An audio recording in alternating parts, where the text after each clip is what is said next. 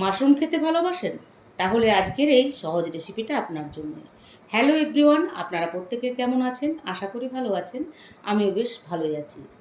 তো মাশরুমগুলোকে ভালো মতো করে কেটে ধুয়ে ম্যারিনেট করে নিয়েছিলাম। একটুখানি কাশ্মীরি লঙ্কার গুঁড়ো, জিরে ধনের গুঁড়ো আর টক দই দিয়ে।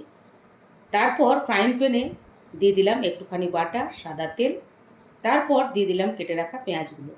পেঁয়াজগুলোকে বেশ ভালো মতো করে ভেজে নিলাম। আর ভাজতে ভাজতে দিয়ে দিয়েছিলাম পরিমাণ মতো লবণ আর চিনি।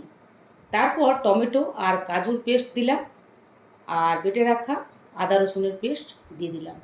মশলাটাকে বেশ ভালো মতো করে কষিয়ে নেব। আর মশলাটা থেকে যখন আমার তেল ছেড়ে আসবে, এর মধ্যে দিয়ে দিলাম কেটে রাখা ক্যাপসিকাম, আর পরিমাণ মতো দিয়ে দিয়েছিলাম কাশ্মীরি লঙ্কার গুঁড়ো আর জিরে ধনের গুঁড়ো। তারপর কেটে রাখা লঙ্কাও দিয়ে দিলাম। এরপর আমি ম্যারিনেট করা মাশরুমগুলোকে দিয়ে দিলাম। আর মাশরুমের সাথে আমি একটুখানি আলু অ্যাড করেছিলাম। আলু দিলে সবজিটা বেশ ভালো মাখো মাখো হয়।